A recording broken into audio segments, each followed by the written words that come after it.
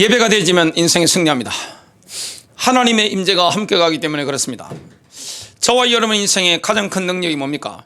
임마누엘입니다. 출애굽한 이스라엘 백성들에게 하나님께서 성막을 만들어라 그렇게 말씀했습니다. 성막 중심으로 이스라엘 12지파 이스라엘 군대가 포진을 했습니다. 감히 누구도 대항하지 못했습니다. 왜냐? 하나님의 임재가 함께 가기 때문에 그렇습니다. 예배가 되어진다 그러면 승리합니다. 하나님은 누구를 찾습니까? 사마리아 여인은 예배 장소에 신경을 썼습니다.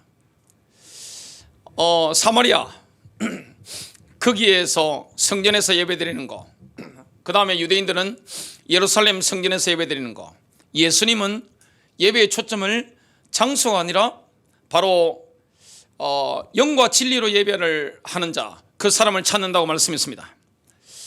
중요한 것은 뭡니까? 예배하는 사람의 자세입니다. 마음가짐이라고 볼 수 있습니다. 지구상 어디에 있든지 온라인이든지 오프라인이든지 진정으로 예배가 되어지고 하나님의 임재 속에 들어갈 수 있으면 승리하게 되어 있습니다. 오늘 예수는 물과 피로 오셨다. 어떻게 하면 하나님의 임재 가운데로 들어갈 수 있는가? 하나님의 임재 가운데 들어갈 수 있으면 승리합니다. 첫 번째입니다. 완전 성숙, 완성, 만족에 이르는 길이 바로 지성소에 이르는 길입니다. 하나님의 임재가 있는 특별한 인정이 어디입니까? 지성소인데 그 지성소에 들어가게 되는 겁니다. 성막을 하나님을 찾는 과정으로 이해하는 것은 성경적입니다. 하나님을 찾는 과정이 뭡니까? 그 모형을 보여주는 것이 바로 성막입니다. 히브리서 8장 4절부터 5절인데요. 만일 그분께서 땅에 계셨다면 제사장이 될 수 없었을 것입니다. 땅에는 이미 토라가 요구한 예물을 드리는 제사장들이 있기 때문입니다. 그러나 그들이 섬기는 것은 하늘나라 원형의 복제품과 그림자에 지나지 않습니다. 모세가 장막을 세우려고 할 때 하나님께서는 내가 산에서 본 모형을 따라 모든 것을 만들어라 하고 주의를 주셨습니다. 이 성막에 대한 설계도 그 비전을 모세가 산에서 받았습니다. 그것은 뭡니까? 하늘나라 생명의 복제품입니다. 이 땅에 있는 모세의 성막, 예루살렘 성전은 뭘 보고 그대로 만든 겁니까? 하늘에 있는 성막입니다. 히브리서 9장 23절 24절은 성막이 하늘나라 원형의 복제품이요 그림자라는 사실을 다시 한번 언급합니다. 하늘의 복제품들은 이런 식으로 깨끗하게 되어야 하지만 하늘의 것들은 이보다 더 나은 희생물이 필요합니다. 메시아께서는 참 지성소의 모형에 지나지 않는 인간이 만든 곳에 들어가신 것이 아니라 하늘에 있는 지성소에 들어가셨습니다. 이는 우리를 위해 하나님 앞에 지금 나타내시려 한 것입니다. 예수께서 십자가 지시고 어디로 들어가셨습니까? 하늘나라 지성소에 들어가신 겁니다. 하나님의 임재로 들어갈 수 있는 길이 쫙 열린 거죠. 우리는 어디에 있든지 하나님의 임재로 들어갈 수 있습니다. 여러분, 예배가 되어진다면 뭐가 있습니까? 하나님이 주시는 힘과 격려를 얻게 됩니다. 하나님이 주시는 이 레마를 받게 됩니다. 사역의 새로운 방향을 찾게 됩니다.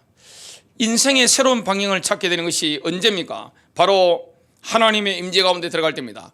예배 시간입니다. 그만큼 하나님은 좋은 분입니다. 능히 승리하게 됩니다. 이 성막을 보면 세 부분으로 되어 있습니다. 문으로 들어가면 바깥 뜰이 있습니다.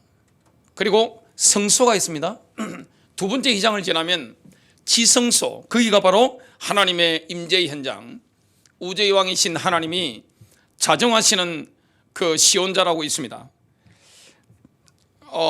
이 성막을 보면 바깥들은 빛을 통해 구분한다면 자연광이 있죠. 오픈되어 있기 때문에 해나 달과 별의 빛이 비칩니다. 첫 번째 휘장을 들어가면 거기는 자연광이 없습니다. 메노라, 지금 이게 이 메노라입니다. 여기에 올리브유로 이렇게 불을 켜놓기 때문에 인공적인 빛이 있습니다.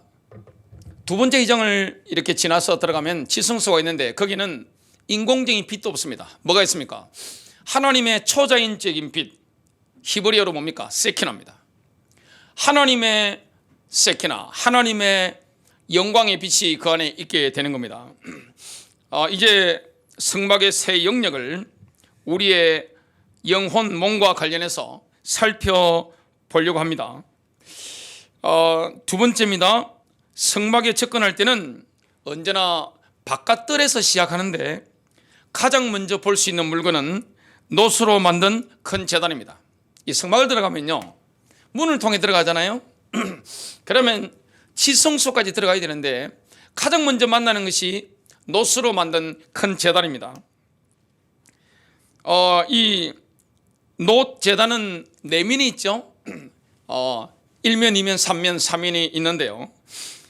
그것은 십자가 위에서 돌아가신 예수님의 희생을 통해 하나님이 우리를 위해 행하신 4가지를 나타냅니다. 노 제단의 첫 번째 면은 과거의 죄를 용서하심을 나타냅니다.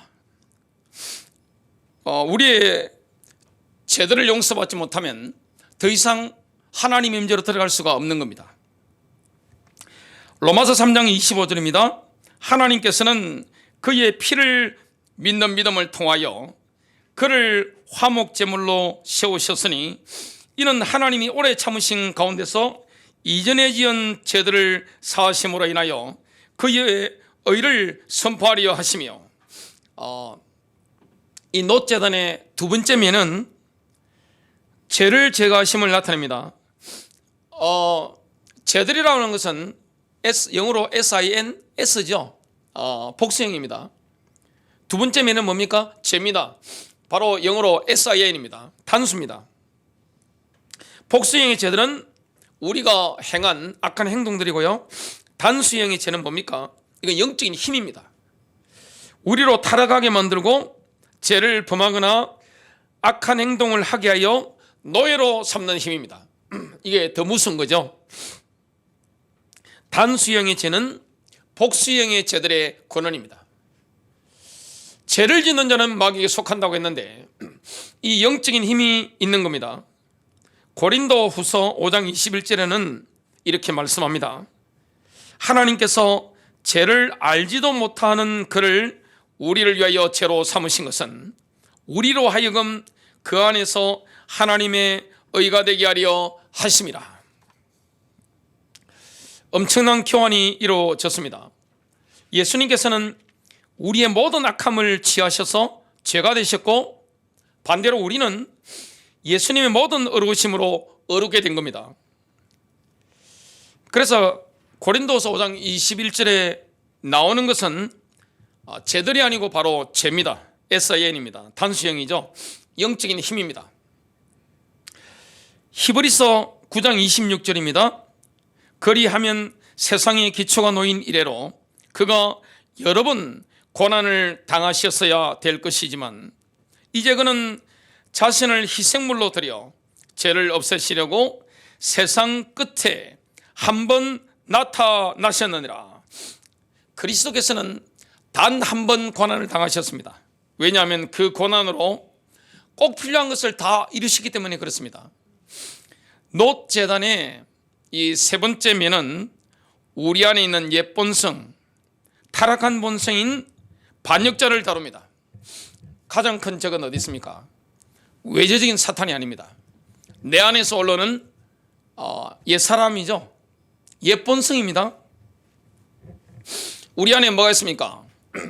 반역자가 있는 겁니다. 그리스도인들은 끊임없는 딜레마에 처합니다. 왜냐?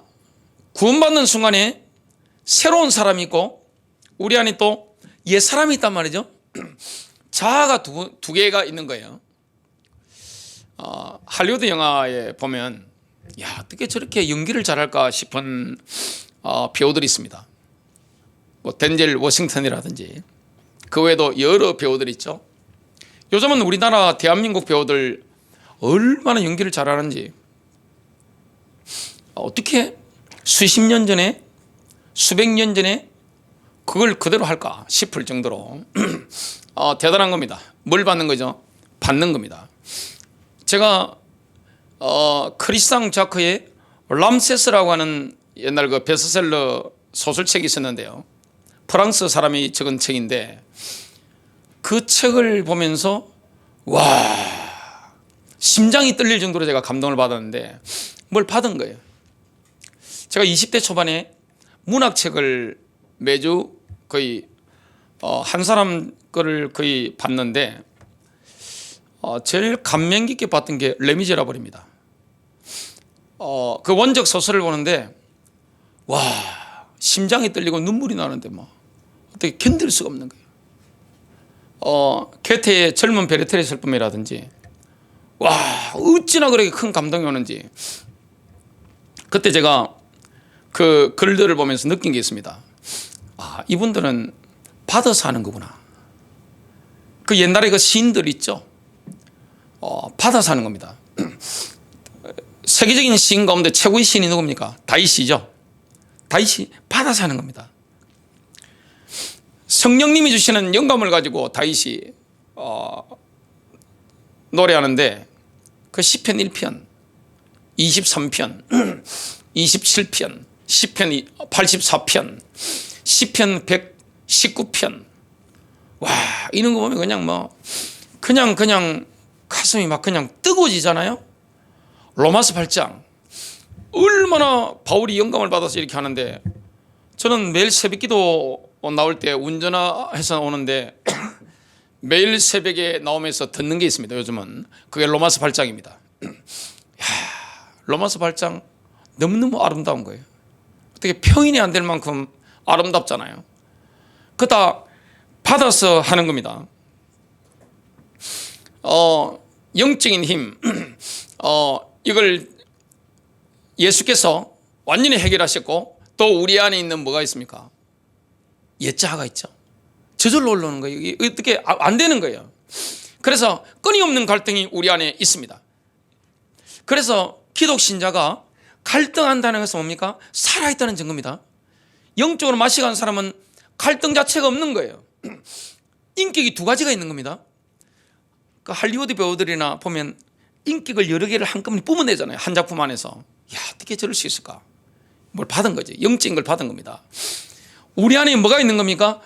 옛 자아가 있고 새로운 자아가 있는 겁니다. 그러면 놋재단의 세 번째 면은 우리의 반역자를 다루는 겁니다. 주님이 우리의 옛 자아를 처형하신 겁니다. 그게 하나님 방법입니다. 로마서 6장 6절 우리가 이것을 안 하니 곧 우리 옛 사람이 그와 함께 십자가에 못 박힌 것은 죄의 몸을 멸하여 더 이상 우리가 죄에게 종노릇하지 않게 하기 위함이니라.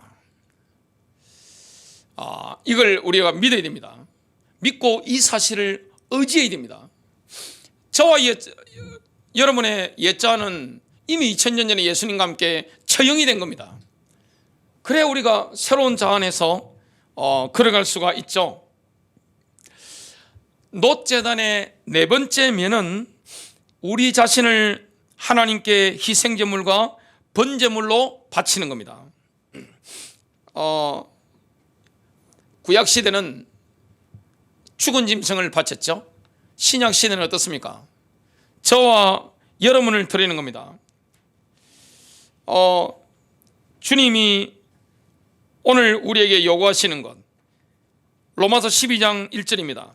그러므로 형제들아 내가 하나님의 긍휼을 힘입어 너희에게 간청하노니 너희는 너희 몸을 거룩하고 하나님께서 받으실 만한 살아있는 희생물로 드리라. 그것이 너희의 합당한 승리입니다. 하나님 마음대로 하십시오. 나를 드리는 겁니다. 근데 전제 조건이 있는 거예요. 나의 과거에 제가 용서를 받아야 되는 겁니다. 예수 그리스도의 보혈을 통해서. 그래야 하나님 임재로 들어갑니다. 그리고 나를 어두운 데로 끌고 가는 영적인 힘, 이 부분을 해결받아야 되는 겁니다. 그리고 나의 옛자가 십자가 안에서 처형됐다는 사실을 믿음으로 우리가 믿고 의지해 나가야 되는 겁니다. 그 이후에 뭐라 하는 겁니까? 우리의 몸을 하나님께 거룩한 산제물로 드리는 겁니다. 하나님 마음대로 하십시오. 하면 어떻게 됩니까? 하나님의 뜻을 발견하게 되는 겁니다. 왜 하나님의 뜻이 발견이 안 됩니까? 왜 하나님의 음성을 듣기 힘듭니까? 우리가 하나님 임재로 들어가면 쉽게 들리잖아요. 내 양심에 쉽게 들리는데 왜 안 되는가 하면 이 부분이 안 된 겁니다. 정화가 안 된 겁니다. 영적으로 정화가 돼야만이 하나님 임재로 들어갈 수 있는데, 영적 정화제 가운데 최고의 정화제가 뭡니까? 예수님의 보혈입니다. 그 피의 능력입니다. 그게 번제단입니다. 큰 세 번째입니다. 성막의 바깥들에서 두 번째로 볼 수 있는 물건은 물두멍인데, 물두멍은 성막과 번제단 사이에 있습니다. 이 성막의 문을 통해 들어가면 제일 먼저 번제단을 만나죠. 그 다음에 성막 본체에 들어가기 전에 그 앞에 물두멍이 있는 겁니다. 세수대야와 같은 거죠. 하나님이 이렇게 말씀했습니다. 출애굽기 30장 17절부터 21절입니다. 주께서 모세에게 일러 말씀하시기를, 너는 또한 놋으로 물대야를 만들고 그 다리도 놋으로 만들어 씻게 하되 그것을 회중의 성막과 제단 사이에 두고 그 안에 물을 담을지니라. 아론과 그의 아들들은 그 곳에서 그들의 손과 발을 씻을 것이며, 그들이 회중의 성막에 들어갈 때 그들이 물로 씻어야 죽지 않으리니, 그들이 섬기려고 제단에 가까이 가서 주께 불로 제사를 드릴 때도 그리할지니라. 그러므로 그들의 손과 발을 씻으면 죽지 않으리니, 이는 그와 그의 씨가 대대에 걸쳐 영원히 지킬 규례가 되리라 하시니라.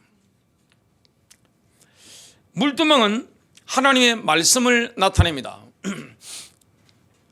출애굽기 38장 8절은 이렇게 말씀합니다.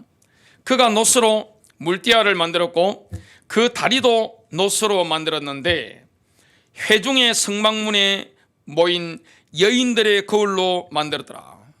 물두멍을 뭘로 만들었을까요? 성막에서 시중 들며 예배하던 여인들의 놋거울로 만들었습니다.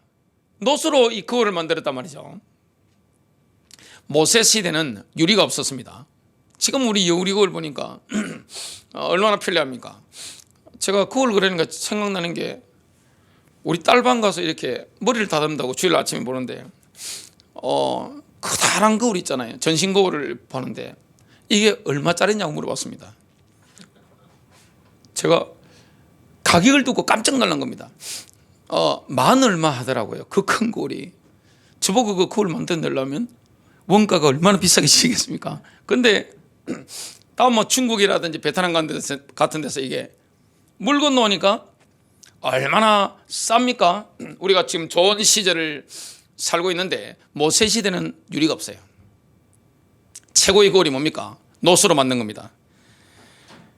물두멍은 세 가지 측면이 있습니다. 그 세 가지 측면은 각각 하나님의 말씀의 특성을 나타냅니다. 물두멍은 거울에서 왔습니다. 하나님의 말씀은 거울입니다. 야고보서 1장 23절입니다. 말씀을 듣고도 실천하지 않는 사람은 자기 얼굴을 거울로 비추어 보는 사람과 같습니다. 아니, 말씀은 거울이잖아요. 그러니까 묻었으면 적극적인 행동하면서 나를 고쳐야죠. 근데 그걸 안 고치면 보고 잊어버리는 사람과 같다, 이 말씀을 하는 거죠. 물두멍은 놋으로 만들었습니다. 하나님의 말씀은 우리 심판자입니다. 놋은 심판을 상징하는 거죠. 하나님은 자비로우시기 때문에 심판하는 걸 원치 않습니다. 어느 아버지가 자녀를 두들겨 패고 심판하는데 그걸 기뻐하겠어요? 웬만하면 안 하려고 하는 거예요. 하나님은 사랑이시기 때문에 심판의 그 권위를 성자 예수님께 넘겨주신 겁니다. 예수님의 성품도 사랑이시기 때문에 심판하는 걸 원치 않으셔서 그 심판의 권위를 누구에게 넘겼습니까? 기록된 하나님의 말씀입니다. 여기에 넘겨주신 겁니다. 그래서 우리는 뭘 따라 앞으로 심판받는다고 말씀하고 있습니까? 말씀을 따라 심판받게 되는 거죠. 예수님께서는 요한복음 12장 47절부터 48절에 이렇게 말씀합니다. 사람이 내 말을 듣고 지키지 아니할지라도 내가 그를 심판하지 아니하노라. 내가 온 것은 세상을 심판하려 함이 아니요 세상을 구원하려 함이로다. 나를 저버리고 내 말을 받지 아니하는 자를 심판할 리가 있으니 곧 내가 한 그 말이 마지막 날에 그를 심판하리라. 그리고 물도멍은요, 물로 채워졌습니다. 물은 우리를 정결케 하는 하나님의 말씀입니다. 하나님의 말씀으로 우리가 정결하게 되는 거죠. 우리 그리스도인들은 물로서 정결됩니다. 말씀이 물로서 정결되는 겁니다. 이 말씀이라는 것은 뭡니까? 단순한 로고스가 아니라 레마입니다. 하나님의 말씀이 내 영에 담길 때, 내 심령에 와닿을 때 그 말씀은 우리를 정결케 만들어 주는 겁니다. 그러면 우리가 어디 가운데 들어가게 되죠? 하나님의 임재로 들어가게 되는 겁니다. 하나님을 만나게 되면, 임재 가운데 들어가면, 임마누엘을 누리면 승리하는데 그 레마가 우리를 정결케 하는 정화제가 되는 거죠. 에베소서 5장 25절부터 26절입니다. 남편들아 너희 안에 사랑하기를 그리스도께서 교회를 사랑하사 교회를 위하여 자신을 주신 것 같이 하라. 이것은 그분께서 말씀을 통해 물로 씻음으로 교회를 거룩히 구별하고 정결하게 하려 하심이요. 27절입니다. 또 그것을 점이나 주름이나 그런 것이 없는 영광스러운 교회로 자기를 위해 제시하려 하심이며 교회가 거룩하고 흠이 없게 하려 하심이라. 하나님의 말씀에 물로 우리가 정결케 되는 겁니다. 정화가 싹 되는 겁니다. 죄로 오염된 우리의 영혼을 씻어주는 게 뭡니까? 바로 하나님의 살아있는 말씀입니다. 이게 말씀의 물이에요. 레마를 통해서 내 영혼을 정결케 만드는 겁니다. 그래야 우리가 임재 가운데 들어가게 되는 겁니다. 하나님을 만나면 임재 가운데서 뭘 듣게 됩니까? 하나님의 음성을 듣습니다. 평안을 얻게 됩니다. 새로운 인생의 방향을 찾게 됩니다. 기도의 능력, 응답을 경험하게 되는 겁니다.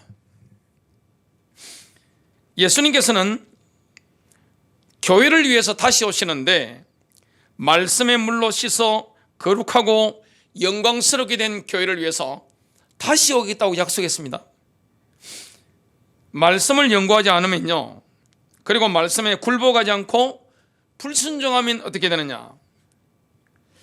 그리스도의 다시 오심을 위해 준비되었다고 할 수가 없는 겁니다. 우리 교회가 간절히 기다리는 겁니까? 예수님의 재림이죠. 요한일서 5장 6절입니다. 이분은 물과 피로 오신 분, 곧 예수 그리스도시라. 물로만이 아니라 물과 피로니라. 증거하시는 이는 성령이시니 성령은 진리이시기 때문이라. 결론 맺습니다. 하나님의 임재 가운데 들어가면 승리합니다. 예배가 되어지면 승리하는 겁니다. 지구상 어디에 있든지 예배가 되어진다, 승리하는 겁니다. 그러면 예배가 되어진다는 건 뭡니까? 하나님의 임재 가운데 들어가는 거예요. 그걸 보여주는 게 뭡니까? 성막인데, 그러면 뭐 해야 됩니까? 번제단을 통과해야 됩니다. 그리스도의 복일입니다. 또 물두멍에서 씻어야 됩니다. 예수의 보혈, 하나님의 말씀의 물입니다. 그 정화가 되면 어디 가운데 들어갈 수 있는 겁니까? 하나님의 임재 가운데 들어가는 거예요. 거기서 우리가 하나님의 영광을 경험하는 겁니다. 세키나입니다. 얼마나 기쁩니까? 하나님의 음성을 듣게 되는 겁니다. 하나님의 계시를 받게 되는 겁니다. 사역의 새로운 방향, 인생의 방향을 거기서 붙잡게 되는 겁니다. 양심의 소리가 들리는 거예요. 승리하시기를 주 예수 그리스도 이름으로 축복합니다.